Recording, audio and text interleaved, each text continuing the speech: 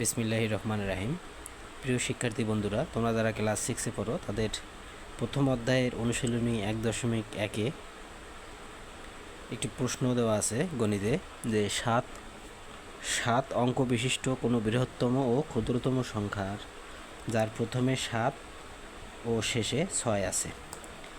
আর তাহলে 7 অঙ্ক বিশিষ্ট বৃহত্তম ক্ষুদ্রতম সংখ্যা আমরা জানি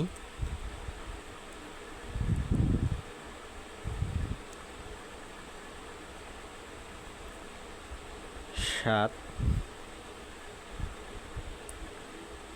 অঙ্ক বিশিষ্ট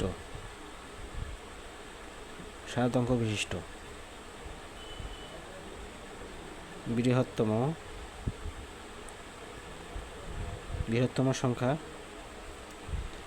7টা নয়। 1 2 3 4 5 6 7।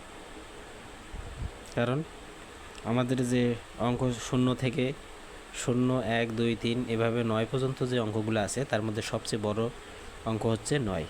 তাহলে যেহেতু 7 অঙ্ক বিশিষ্ট বৃহত্তম সংখ্যা, ওই 9টায় 7 বার এসেছে, 7টা 9। অনুরূপ 7 অঙ্ক বিশিষ্ট ক্ষুদ্রতম সংখ্যা হবে কত? যেহেতু সবচেয়ে ছোট 0,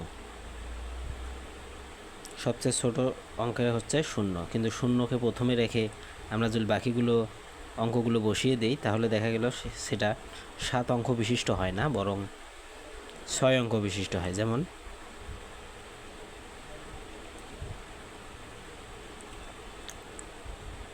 0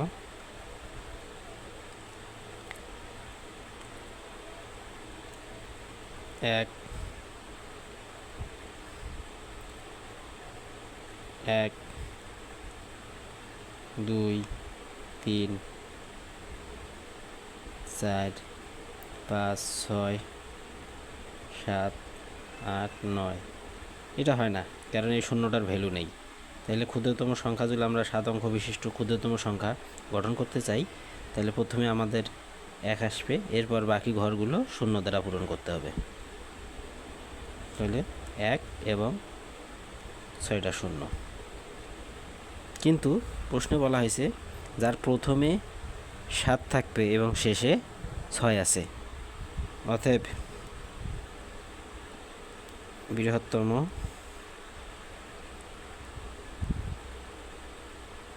যেহেতু আমরা জানি যে 7 অঙ্ক বৃহত্তম সংখ্যা 7টা নয়, কিন্তু কইছে প্রথমে 7 থাকবে, তাহলে প্রথমে আমরা 7 দেই।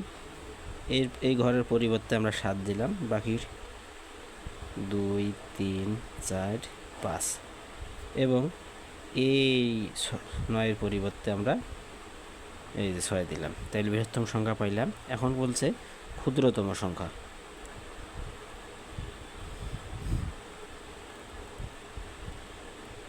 তাহলে ক্ষুদ্রতম সংখ্যা আমরা তো জানি এটা, কিন্তু বলা হয়েছে যে প্রথমে 7। তাহলে প্রথমে 7 দিলে এই 1-এর পরিবর্তে আমরা 7 দিই, পরের শূন্যগুলো বসিয়ে দেই, এবং এই শেষ ঘরের 0-র পরিবর্তে আমরা 6 দিই।